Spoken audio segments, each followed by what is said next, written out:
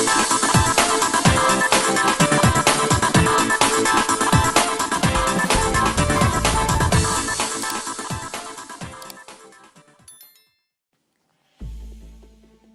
Number 8, पेशकश मीरे कारवान।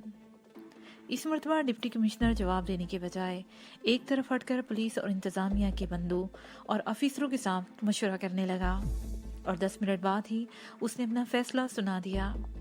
ठीक है जी, वो बोला, हम गंगोली के भाई चित्रा को छोड़ देते हैं ताकि दूसरे यात्रियों को कोई नुकसान न पहुंच सके। चित्रा को अभी जेल से निकाल कर लाओ और जंगल में धक्का दे दो उस राक्षस को। राणा जी ने कहा। ऐसा नहीं होगा राणा जी, डिप्टी कमिश्नर ने कहा। हम गंगोली चौधरी को पहले पैगाम भेजेंगे कि हमें इसकी शर्त मंजूर है।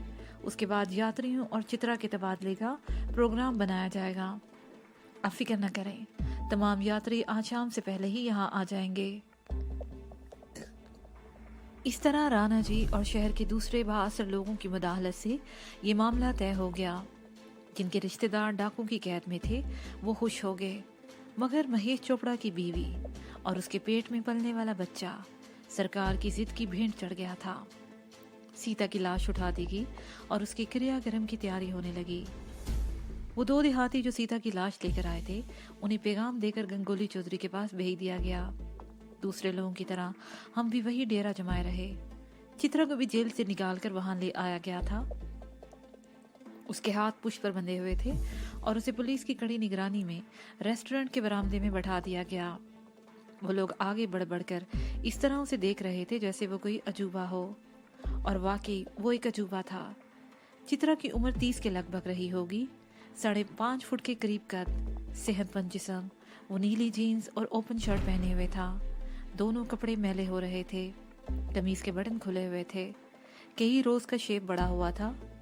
मूंछों के बाल भी बेतरतीब थे। सर के बाल हाथ से लंबे थे जिन्हें रबड़ बैंड से चुटिया की सूरत में बांध कर रखा गया था। आंखें अंगारों की तरह दहक रही थी। उसके दोनों कानों में सोने की बालियां थीं। वो सूरत से ही राक्षस लगता था, वहशी। चित्रा को देखकर उसके भाई गंगोली चौधरी के बारे में भी राय कायम की जा सकती थी। ऐसे लोगों से किसी रहम की तवक्का कर देना सबसे बड़ी हमाकत ही कहला सकती थी। शाम हो गई।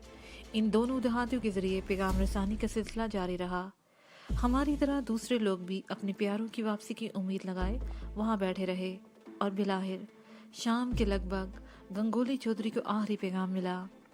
सुबह 6 बजे को गैर मुसल्लह पुलिस वाले चित्रा को लेकर वहां से तकरीबन 1 मील जंगल के अंदर नदी के किनारे पर उस जगह पहुंच जाएं जहां 4 ताजा दरख्त कटे हुए हैं। ये दोनों देहाती उनकी रहनुमाई करेंगे। गंगोली चौधरी ने यह धमकी भी दी थी कि अगर वो दोनों पुलिस वाले मुसल्ला हुए या इन्हें धोखे से घेरने की कोशिश की गई तो इन यात्रियों में से कोई भी जिंदा नहीं बचेगा। ये पैगाम मिलने के बाद वहां खड़े रहना बेकार था। हम अपने हट की तरफ जाने की बजाय शहर की सड़क पर आ गए। शहर में यही चर्चे थे। लोगों को सीता की मौत का अफसोस भी था और इस बात की खुशी भी कि दूसरे यात्रियों के जीवन बच जाने की उम्मीद पैदा हो गई थी। उसके साथ ही लोगों में डिप्टी कमिश्नर और पुलिस और दीगर अफसरान के खिलाफ गुस्सा भी पाया जाता था। रात 9 बजे के करीब हमने सार्सका पैलेस होटल में खाना खाया और अपने हट से वापस आ गए।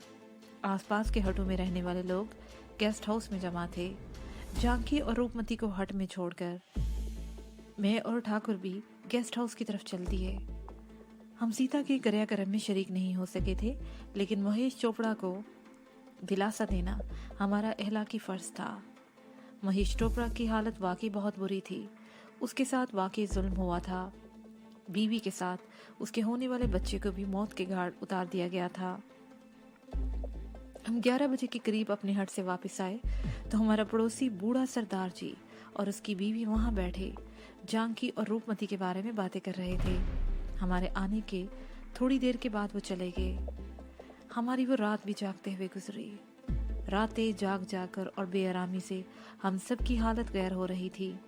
सम की आंखें सुर्ख और चेहरे सुते हुए थे। मेरी कैफियत उनसे ज़रा मुख्तलिफ थी। मैं बमला के लिए कुछ ज़्यादा ही बेचैन और परेशान था।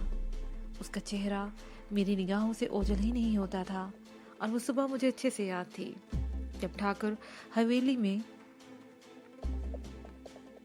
وہ سو رہی تھی اور میں اسے پیار کرنے کے لیے غیر اختیاری طور پر اس کے چہرے پر جھکا جا رہا تھا۔ میں نے کسی لڑکی کے لیے اتنی بے چینی اور دل میں اتنی بے کلی کبھی بھی محسوس نہیں کی تھی۔ سینے میں ہلچل سی مچی ہوئی تھی۔ ہم صبح 5:45 جنگل کے کنارے پہنچ گئے۔ بہت سے لوگ اس سے پہلے وہاں پہنچ چکے تھے۔ پولیس کی سب سے زیادہ تعداد وہیں نظر آ رہی تھی۔ ڈپٹی کمشنر بھی پہنچ چکا تھا۔ رانا جی اور کچھ اور معززین پھولوں کے ہار لے کر یاتریوں کے استقبال کے لیے وہاں موجود تھے۔ رانا کا تعلق سارسکا کے سابق مہاراجا کے خاندان سے تھا۔ اسے شہر کی اہم ترین شخصیت کہا جا سکتا تھا اور یہ اسی کی کوشش کا نتیجہ تھا کہ سرکاری حکام گنگولی چودھری کو اور اس کے بھائی کو واپس کرنے پر تیار ہوئے تھے۔ پولیس کے 2 غیر مسلح آدمی چترا کو لے کر جنگل میں جا چکے تھے۔ ان کے ساتھ وہ دونوں دیہاتی بھی تھے۔ وہ جگہ یہاں سے 1 میل دور تھی جہاں یاتریوں اور چترا کا تبادلہ عمل میں آنے والا تھا۔ ہم سب کی نظریں جنگل کی طرف سے آنے والے راستے پر جمی ہوئی تھی۔ وقت بہت دھیمی رفتار سے گزر رہا تھا۔ میرے لیے ایک ایک لمحہ صدیوں پر بھاری محسوس ہو رہا تھا۔ 6:15 بجے کے قریب جنگل کی طرف سے ایک فائر کی آواز گونجتی سنائی دی تو سبھی اچھل پڑے۔ ہر چہرے پر تشویش کی لہر دوڑ گئی۔ سب لوگ سوالیہ نگاہوں سے ایک دوسرے کی طرف دیکھ رہے تھے۔ کیا گنگولی چودھری نے بدعہدی کی تھی؟ یہ سوال میرے ذہن میں بھی اٹھ رہا تھا، لیکن اس کا جواب کسی کے پاس نہیں تھا۔ رائفل کے سے ایک فائر کے سوا کوئی اور آواز سنائی نہیں دی تھی۔ اس کے بعد وقت کی رفتار جیسے ایک بار پھر تھم گئی تھی۔ لوگوں کے چہروں پر پریشانی اب بھی مترسخ تھی۔ شاید ہر شخص اپنی اپنی جگہ پر سوچ رہا تھا کہ فائر کیوں ہوا، گولی کس نے چلائی تھی اور کس پر چلائی گئی تھی۔ آدھا گھنٹہ اور گزر گیا، پھر گنجان درختوں میں کچھ لوگوں کی جھلک دیکھ کر وہاں کھڑے ہوئے سبھی لوگ بیک وقت چیخ اٹھے، آگے، وہ لوگ آگے۔ لوگ جنگل سے آنے والوں کے استقبال کرنے کے لیے ان کی طرف لگ پے۔ وہ لوگ تقریباً 100 گز دور تھے۔ میں بھی ٹھاکر کے ساتھ 2 قدم آگے بڑھا، پھر ٹھٹک کر رک گیا۔ جیسے ہی 2 آدمی نے ایک آدمی کو اٹھایا ہوا تھا۔ وہ لوگ تعداد میں 12 تھے اور میری نظریں ایک ایک کے چہرے کو ٹٹول رہی تھیں، مگر ان میں مجھے وہ چہرہ نظر نہیں آیا جس کی مجھے تلاش تھی۔ 3 عورتیں تھیں، حالانکہ عورتوں کی تعداد 4 ہونی چاہیے تھی، مگر وہ 3 تھیں۔ ان میں بملہ نہیں تھی۔ جس شخص کو 2 آدمی نے اٹھایا ہوا تھا وہ بھگت تھا۔ ہم سب تیزی سے آگے بڑھے۔ قریب آ کر انہوں نے بھگت کو گھاس پر لٹا دیا۔ اس کی ٹانگ سے خون بہہ رہا تھا اور چہرے پر مردنی سی چھائی ہوئی تھی۔ لوگ اپنوں سے گلے مل رہے تھے، انہیں پھولوں کے ہار پہنائے جا رہے تھے، انہیں زندہ سلامت واپس آ جانے پر مبارکباد دی جا رہی تھی، مگر میرا دل ڈوبا جا رہا تھا۔ بملہ ان لوگوں میں نہیں تھی اور بھگت زخمی تھا۔ میں دوڑ کر بھگت کے قریب پہنچ گیا۔ کیا ہوا بھگت؟ بملہ کہاں ہے؟ میں نے اس پر جھکتے ہوئے پوچھا۔ وہ خاموش رہا۔ بولتی کیوں نہیں بھگت؟ بملہ کہاں ہے؟ یہ سوال ٹھاکر نے کیا تھا جو دوسری طرف بھگت پر جھکا ہوا تھا۔ ٹھاکر جی، بھگت نے مردہ سی آواز میں جواب دیا، گنگولی چودھری اور اس کے آدمی ہم لوگوں کو لے کر ندی کے پاس آئے تھے۔ عین وقت پر گنگولی چودھری نے بملہ دیوی کو زور سے پکڑ کر پیچھے کھینچ لیا اور اعلان کیا کہ یہ چھوکری نہیں جائے گی۔ پہلے تو کچھ دیر بحث ہوتی رہی کہ وہ وعدہ خلافی کر رہا ہے، مگر گنگولی بملہ دیوی کو چھوڑنے پر تیار نہیں تھا۔ وہ کہہ رہا تھا کہ یہ چھوکری سے پسند آ گئی ہے اور اس کے پاس ہی رہے گی۔ میں نے گنگولی پر حملہ کر دیا۔ وہ بملہ دیوی کو چھوڑنے پر تیار نہیں تھا۔ وہ کہہ رہا تھا کہ یہ چھوکری سے پسند آ گئی ہے اور اس کے پاس ہی رہے گی۔ میں نے گنگولی پر حملہ کر دیا۔ اس کے 2 آدمی نے مجھے دھکا دے کر گرا دیا۔ گنگولی چودھری نے میرے اوپر رائفل تان لی اور کہا، ہم لوگوں کو زندہ واپس کرنے کا وعدہ نہ کیا ہوتا تو مجھے چھلنی کر دیتا، لیکن میری گستاخی کی سزا دینے کے لیے اس نے میری ٹانگ پر گولی چلا دی اور پھر کھینچتا ہوا مجھے وہاں سے لے گیا۔ گنگولی کے آدمی ہم پر رائفلیں تانے کھڑے تھے۔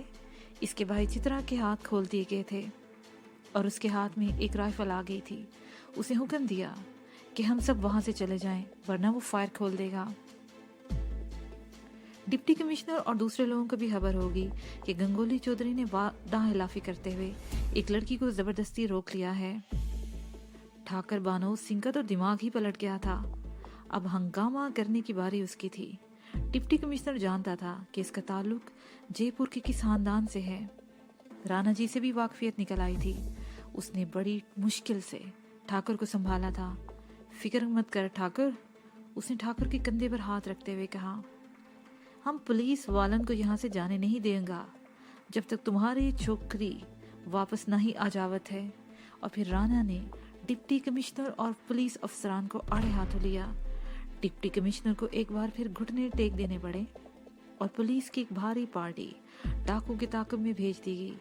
भगत को अस्पताल पहुंचा दिया गया। कुछ देर के लिए हम भी अस्पताल गए थे। वहाँ हट का मुलाजिम और शंकर पहले ही जख्मी पड़े हुए थे। तीसरा भगत भी पहुंच गया।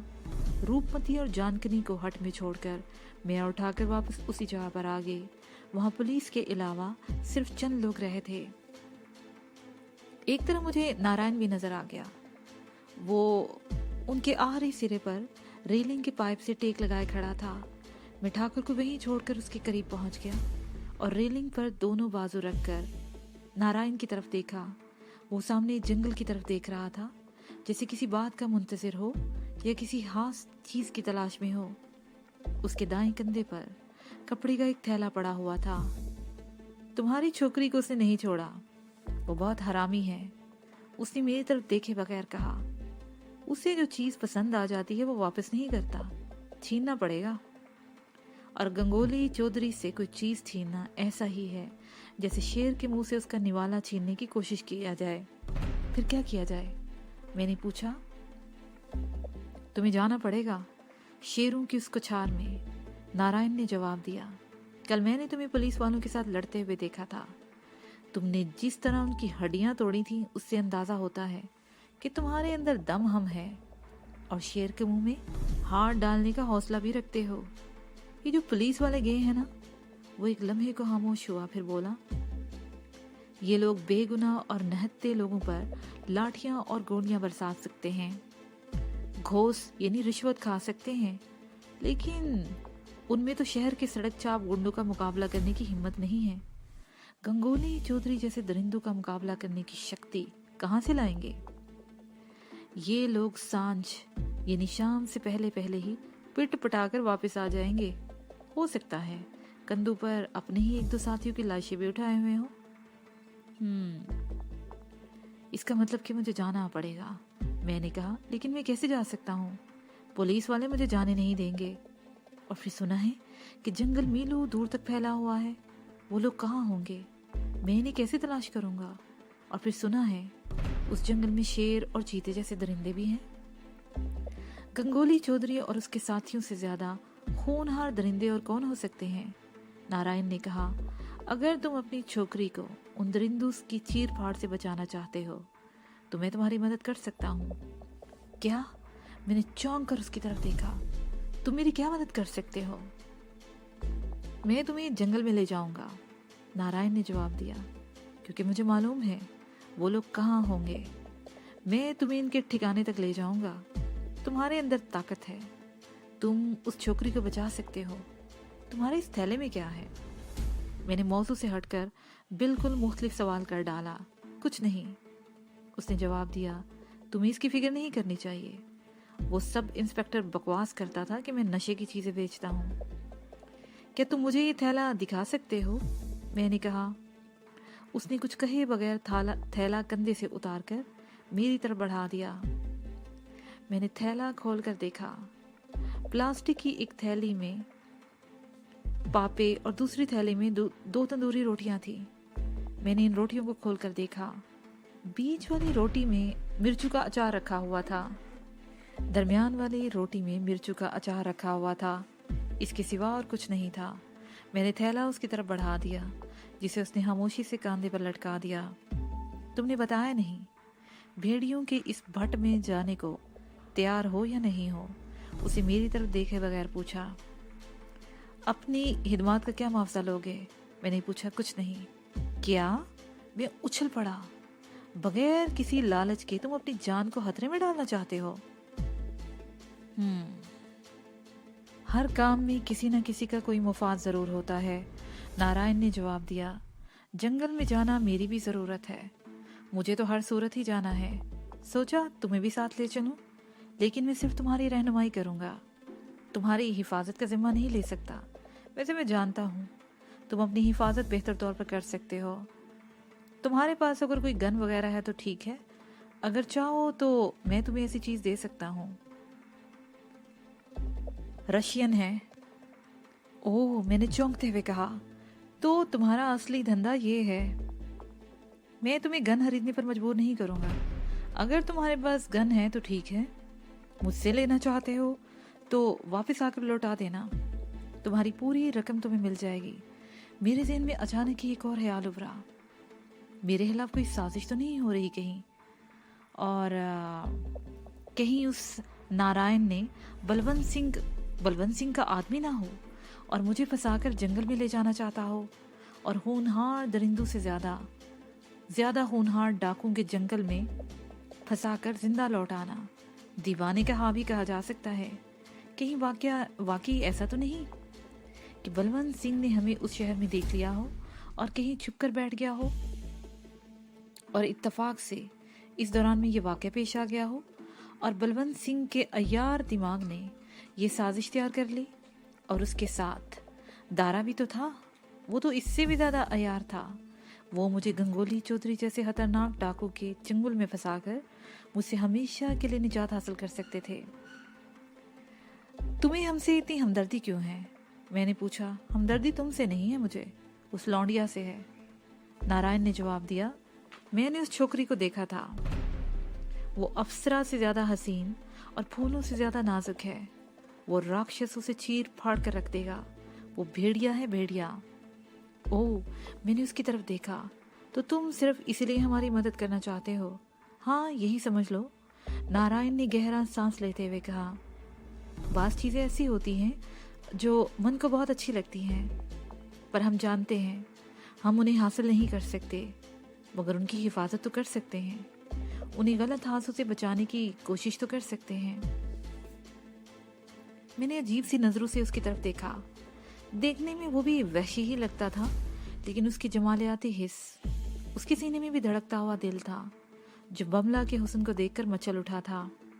लेकिन वो ये भी जानता था कि वो इसे हासिल नहीं कर सकता, और वो ये भी बर्दाश्त नहीं कर सकता था कि बमला गंगोली चौधरी जैसे वहशी के कब्जे में रहे, और इसलिए वो हमारी मदद करने को तैयार हो गया था और मुझे जंगल में चलने की तरगीब दे रहा था। गन कितने की है? मैंने पूछा। सिर्फ 1500 रुपये, नारायण ने जवाब दिया। 10,000 का माल है जो सिर्फ 1500 में दूंगा, और रकम अभी देनी होगी। ठीक है, मैंने ये कहते हुए गर्दन घुमाकर ठाकर की तरफ देखा। वो हमसे तकरीबन 30 गज दूर पुलिस इंस्पेक्टर के पास खड़ा बातें कर रहा था। मैंने नारायण की आड़ लेकर पतलून की जेब से नोट निकाले और 1500 रुपये उसके हाथ में थमाते हुए कहा, प्रोग्राम क्या है? सुबह 5 बजे उस तरफ आ जाना जहाँ महकमा जंगलात का बोर्ड लगा हुआ है। उसे आंख से बाएं तरफ इशारा किया। वक्त का ध्यान रखना, हम ठीक 5 बजे अंदर चले जाएंगे। गन भी तुम्हें सुबह मिल जाएगी। अब मैं चलता हूँ। ठीक है, मैं सुबह 5 बजे पहुँच जाऊँगा, मैंने जवाब दिया। नारायण के जाने के बाद भी मैं रेलिंग से टेक लगाए खड़ा जंगल की तरफ देखता रहा, और फिर फायरिंग की आवाज़ सुनकर उछल पड़ा। फायरिंग की ये आवाज़ जंगल में बहुत दूर तक आती हुई महसूस हुई थी। ये आवाज़ें दूसरों ने भी सुनी थी, और वो सब जंगल की तरफ देख रहे थे। तकरीबन 20 मिनट तक सुनाई देने वाली फायरिंग की आवाज़ें बतदरीज दूर होती चली गई थी, और फिर खामोशी छा गई। मैं तेज से कदम उठाता हुआ ठाकर के करीब आ गया, और हम इस फायरिंग के बारे में तबादला ख्याल करने लगे। साफ जाहिर था कि पुलिस और डाकुओं में मुठभेड़ हो गई थी। हमें तशवीश इस बात की थी कि बमला फायरिंग की जद में ना आ गई हो। मेरा ख्याल था कि पहली पार्टी की मदद के लिए कोई और पुलिस पार्टी भेजी जाएगी, मगर ऐसा नहीं हुआ। मजीद कुमक नहीं भेजी गई। 5 बजे के करीब सुबह जंगल में जाने वाली पुलिस पार्टी वापस आ गई। नारायण का ये कहना 100% दुरुस्त साबित हुआ था कि पुलिस वाले पिट कर वापस आएंगे।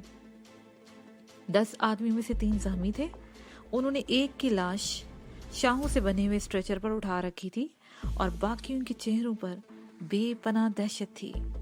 उस दिन की कार्रवाई भी अपने इख्तिताम को पहुंच गई। पुलिस ने जंगल का मुहासरा कर लिया, बल्कि मुहासरा उठा लिया। 2-3 कांस्टेबलों को रेस्टोरेंट के पास छोड़ दिया और पुलिस ने वहां अपना कैंप खत्म कर दिया और इस तरह ये ड्रामा खत्म हो गया। ये ड्रामा दूसरों के लिए खत्म हुआ था, हमारे लिए नहीं, बल्कि हमारे लिए तो ये खेल अब शुरू हुआ था, सिर्फ मेरे लिए। नारायण ने मुझे भेड़ियों के उस भट्ट में जाने के लिए उकसाया था और ये मेरे लिए एक बहुत बड़ा चैलेंज था। अब तक मैंने लोगों से गंगोलू चौधरी के बारे में जो कुछ सुना था उसके मुताबिक चौधरी इंसान नहीं दरिंदा था। उसका दूसरा नाम मौत था। तवील अरसे से उसने इस खित्ते में दहशत फैला रखी थी। वो जिस तरफ निकल जाता उस तरफ मौत के बादल छा जाते। आम लोग तो इसके नाम से ही थर थर कांपते थे। पुलिस भी इससे खौफजदा थी और इसकी एक मिसाल तो आज मैंने देख ही ली थी। मैंने उस चैलेंज को कबूल कर लिया था और गालबन उसके पीछे बमला से लगाव का जज्बा शामिल था। अगर बमला डाकू के कब्जे में न गई होती तो मैं इस मामले में टांग ना अड़ाता, मगर वो बमला ही थी जिसे देखकर मेरे मन में कुछ न कुछ होने लगा था और मैं हर कीमत पर गंगोली चौधरी से उसे बचाना चाहता था, चाहे इस कोशिश में मेरी जान भी जा सकती थी। लेकिन इसकी मुझे परवाह नहीं थी और वहां से सीधे अपने हट में हम वापस आए थे। जानकी और रूपमती हट के सामने वाले लान में बैठी हुई थी। हमने उन्हें सूरत हाल से आगाह किया तो उन दोनों के चेहरों पर तशवीश गहरी होगी। अब क्या होगा? जानकी ने पूछा। इंस्पेक्टर विनोद पांडे का कहना है कि 1-2 रोज में कोई नई हिकमत अमली तैयार की जाएगी और उसके बाद हर तरीके से कदम उठाया जाएगा। ठाकर ने जवाब दिया, लेकिन मुझे नहीं लगता कि 3 दिन से पहले ये कुछ करेंगे। 3 दिन क्यों? जानकी ने उलझी हुई नजरों से उसकी तरफ देखा। अरे भाई, सीधी सी बात है। ठाकुर पहले ही बोल पड़ा। 3 दिन तक तो ये पुलिस वाले अपने उस साथी का शोक मनाएंगे जो किसी डाकू की गोली खाकर शहीद हुआ है, और जो साथी वाले इसके साथी लंगड़े बनकर वापस आए हैं उनको बहादुरी के एजाज़ात दिए जाएंगे। उसके लिए शानदार तकरीब मुनक्कद होगी और मेरा ख्याल है इस तरह पुलिस किसी और तरफ ध्यान नहीं देगी। हाँ, ये बात तो है, इन सरकारी बदमाशों को बहादुरी के एजाज मिलने ही चाहिए। रूपमती ने कहा। पुलिस वालों के लिए सरकारी बदमाश के खिताब पर मैं बेख्तियार हंस पड़ा। ठाकुर के होंठों पर भी मुस्कुराहट आ गई। बातों के दौरान में जानकी को यह ख्याल आ ही गया कि मैं और ठाकुर बहुत थके हुए थे और ये थकन चाय या कॉफी से ही दूर हो सकती थी। वो हमें बातें करते छोड़कर हट के अंदर चली गई और 15-20 मिनट बाद चाय बनाकर ले आई। चाय पीने के बाद हम अस्पताल के लिए रवाना हो गए। हट के मुलाजिम शंकर और भगत के बेड एक ही बड़े कमरे में लगवा दिए गए थे और इसी तरह एक नर्स इन तीनों की देखभाल पर मामूर कर दी गई थी। भगत और हट के मुलाजिम की हालत कदरे बेहतर थी, मगर शंकर की हालत बदस्तूर तशवीशनाक थी। उसकी सीने में गोली लगी थी और उसे संभलने में अभी खासा वक्त लगता। मैं भगत के पास गया। गंगोली चौधरी और उसके ग्रोह के बारे में कुरेद कर पूछ रहा था। भगत के कहने के मुताबिक इस ग्रोह में 9 अफराद थे, जिनमें एक औरत भी थी। उस औरत की उम्र 30 के लगभग थी। वो ग्रोह के लिए खाना वगैरह तैयार करती थी और चौधरी गंगोली का दिल बहलाती। बहुत से डाकू के जो हुलिये बताए थे उसने, उनसे अंदाजा होता था कि वो इंसान नहीं जानवर हैं। हम 10 मिनट के करीब हट में वापस आ गए। मैंने किसी को भी नारायण के मंसूबे के बारे में कुछ नहीं बताया था, लेकिन मैं सोच रहा था कि कम से कम जानकी को आगाह कर देना चाहिए ताकि मेरी अचानक गुमशुदगी पर ये लोग ज्यादा परेशान ना हो। और मैं ये भी समझता था कि जानकी मेरे बाद की सूरत हाल को संभाल लेगी। मेरी तरह ठाकुर भी बहुत थका हुआ था। 12 बजे के करीब वो अपने कमरे में जाकर सो गया। उसके आधे घंटे बाद रूपमती भी अपने कमरे में चली गई। जानकी ने भी उसके साथ ही उठना चाहा था, मगर मैंने आंख के इशारे से उसे रोक लिया। कोई खास बात? थोड़ी देर बाद जानकी ने इधर उधर देखते हुए पूछा। हाँ, मैंने इस बात में सर हिला दिया। हो सकता है तुम मुझसे इत्तेफाक न करो, लेकिन मैंने एक फैसला कर लिया है। कैसा फैसला? जानकी की आंखों में उलझन तेज हो गई। मैं चंद लम्हों के लिए खामोश रहा और फिर जानकी को अपने प्रोग्राम से आगाह करने लगा। तुम्हारा दिमाग तो खराब नहीं हो गया? जानकी तो उछली पड़ी। वो इंसान नहीं, दरिंदे हैं। 4-5 दिन के अंदर अंदर वो कई लोगों को बेरहमी से मौत के घाट उतार चुके हैं। उन्हें तो उस मासूम औरत पर भी रहम नहीं आया जिसकी कोख में एक नई जिंदगी जन्म ले रही थी। उन पुलिस वालों का हशर भी तुम देख चुके हो जो उनके ताक़ुब में गए थे, और तुम बड़े सुरमा हो, अकेले उनका मुकाबले पर जाना चाहते हो। अकेला चिड़िया क्या भाड़ फोड़ेगा? तुम खुदकुशी करने की कोशिश कर रहे हो और मैं तुम्हें ऐसा नहीं करने दूंगी। तुम बिल्कुल नहीं जाओगे। लेकिन वो बमला उस वहशी के कब्जे में है, मैंने कहा। बमला हमारी सगी तो नहीं जिसके लिए तुम अपनी जान खतरे में डाल रहे हो? जानकी ने तड़ से जवाब दिया। और शायद तुम भूल रहे हो कि बमला का ही बाप था जिसने पूरे शहर को तुम्हारी जान का दुश्मन बना दिया था और लोग तुम्हें कत्ल करने के लिए ढूंढते फिर रहे थे। मेरी सगी तो तुम भी नहीं हो जानकी, मैंने तब कर जवाब दिया। लेकिन क्या ऐसी सूरत हाल में मैं तुम्हें तन्हा छोड़ सकता हूँ? तुमको कोई मामूली सी तकलीफ भी हो तो मैं तड़प उठता हूँ। मैं तुम्हारे बगैर एक लम्हे को भी चैन नहीं पड़ता। तुम्हारे लिए तो मैं आग के दरिया में छलांग लगा सकता हूँ। ये अल्फाज खुद बहुत मेरे मुंह से निकल रहे थे। मेरे शुरू के अल्फाज से जानकी के तेवरी पर बल पड़ गए थे, लेकिन उसके बाद मैंने जो कुछ कहा उससे मेरे पहले और कदरे सख्त जुमले का तासुर ज़ायल हो गया और जानकी की आंखों में अजीब सी चमक उभर आई थी। चेहरे पर सुर्खी फैल गई।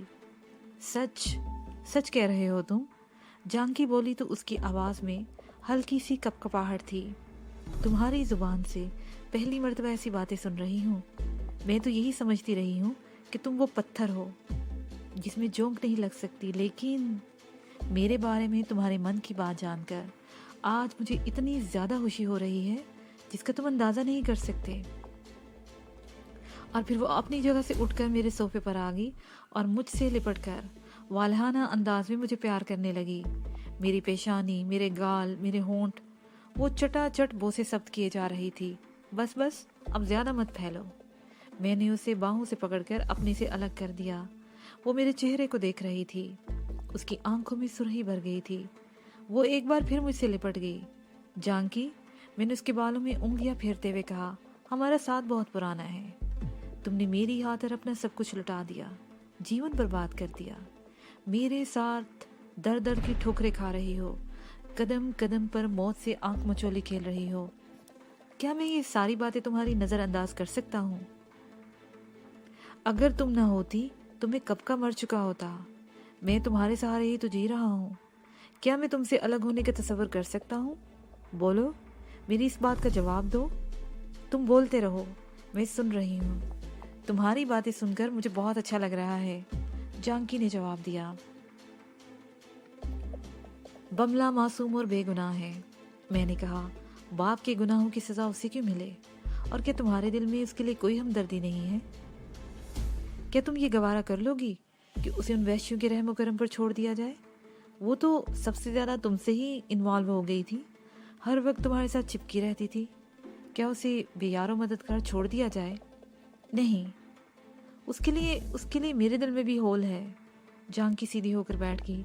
लेकिन उन डांकों के खिलाफ पुलिस कुछ नहीं कर सकी, तो तुम अकेले क्या करोगे?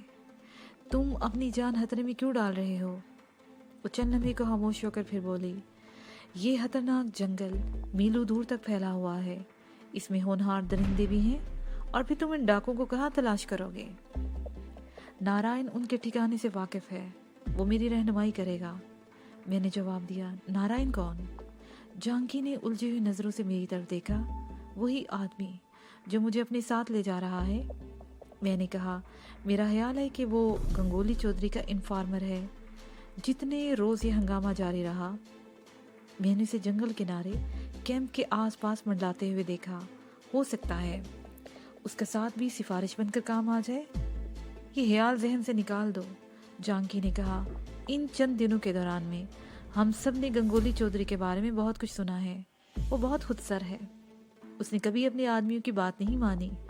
वो जो चाहता है करता है और उसे अपने इरादे पर अमल करने से दुनिया की कोई ताकत नहीं रोक सकती।